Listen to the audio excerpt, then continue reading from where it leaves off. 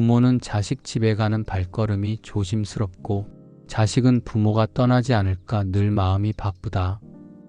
정약용의 자녀훈 중에서 나는 아들의 집에 갈 때마다 몸보다 마음이 더 조심스러워진다.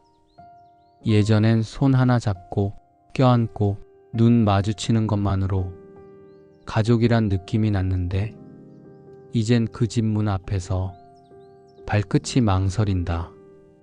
현관문이 열리고 며느리가 반갑게 웃으며 말한다. 어머님 오셨어요. 날씨 더우셨죠? 그래. 말은 반갑다. 차도 내오고 과일도 썰어오고. 그러나 나는 안다. 그 미소 뒤에 언제 가시려나, 오늘만 계시려나, 그런 속마음이 있다는 걸. 정약용 선생은 이런 상황을 오래전부터 꿰뚫고 계셨다. 그는 자녀훈에서 이렇게 말씀하신다. 며느리가 웃어도 속은 달리 움직인다. 부모는 자식 집에서조차 자리를 편히 펴지 못하니 발길을 돌리는 것이 자식 사랑이다. 요즘 부모들이 자식 집에 가면 혹시 폐가 되진 않을까? 방 하나 차지하는 게 민폐 아닐까? 그런 생각에 잠도 편히 못 이룬다. 그런데도 우리는 왜 자꾸 자식 집에 가려 하는가? 아마도 그냥 보고 싶은 마음, 한 끼 밥 같이 먹고 싶은 마음, 그 단 하나뿐일 것이다.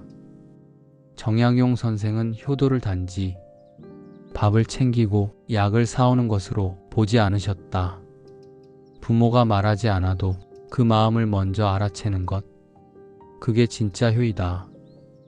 예컨대 부모가 말없이 앉아있을 때 무슨 걱정이 있나 싶어 다가와 말 건네는 자식, 부모가 말은 안 해도 속상한 걸 느껴주는 자식, 그런 자식이 효자다.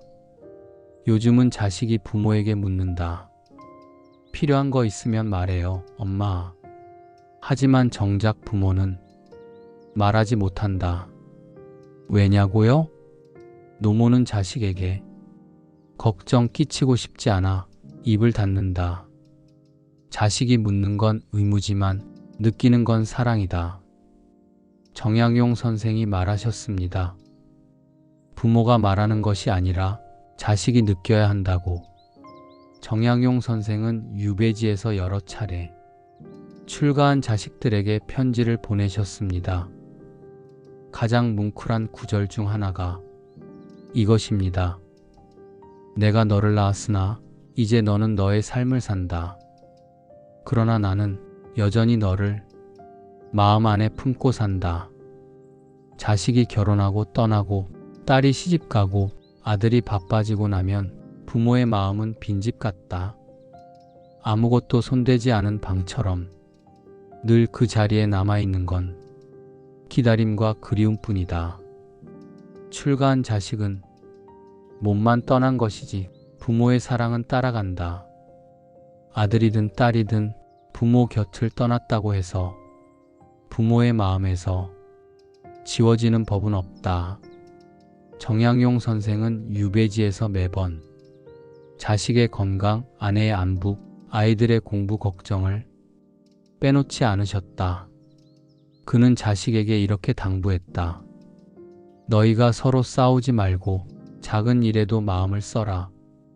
부모는 자식이 성공하길 바라기보다 서로 아끼며 살길 바란다. 부모는 자식을 꾸짖습니다. 왜 너는 그 모양이냐? 누굴 닮아서 그러냐? 하지만 정약용 선생은 자식을 꾸짖기 전에 스스로를 먼저 돌아보라 하셨습니다. 부모가 바르지 않으면 자식은 그 그림자만 따라간다. 자녀훈 중에서 아이의 버릇은 부모의 말에서, 아이의 성격은 부모의 마음에서 나온다는 뜻입니다. 정약용은 유배지에서 자주 후회했습니다. 자식들에게 엄하게 대했던 것, 말을 아꼈던 것, 충분히 품어주지 못했던 것을 그는 편지에서 이렇게 씁니다. 내가 젊을 적엔 내 잘못만 보였으나 늙고 보니 그 잘못은 내 안에 있었다. 우리도 가끔 생각해 봐야 합니다. 자식이 나를 멀리하는 것이 그들의 불효심만은 아닐 수 있습니다. 그가 이렇게 덧붙입니다. 부모가 말로 자식을 지배하려 들면 자식은 침묵으로 저항할 뿐이다. 정약용 선생은 침묵하는 가족을 가장 안타까운 모습으로 여겼습니다. 집안이 조용한 건 좋지 않다. 말이 없다는 것은 마음이 닫힌 것이다. 목민심서 중에서 특히 그는 형제간 우애를 매우 중요시했습니다. 자식들이 서로 등을 돌리고 다투는 모습을 부모는 살점이 찢기는 고통이라고 표현했지요.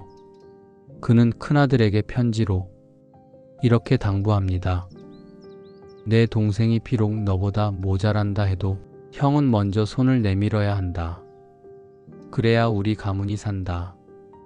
형제끼리의 갈등은 부모의 마음을 가장 깊이 병들게 합니다.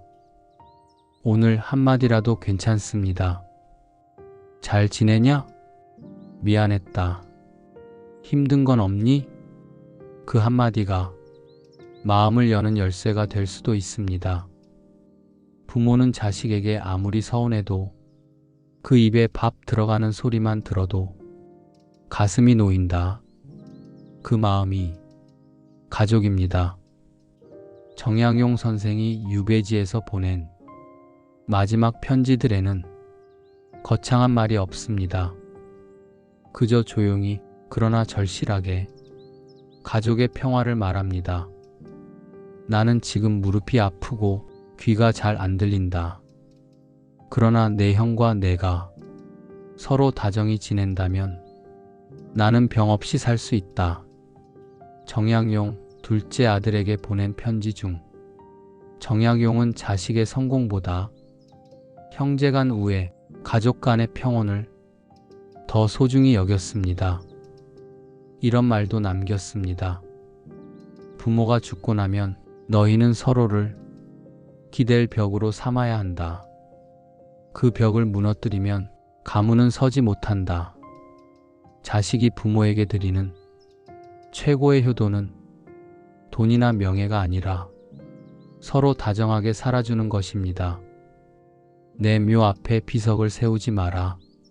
그 돈으로 내 동생에게 술 한 병 사주어라. 유언 중에서 그분의 바람은 언제나 하나였습니다.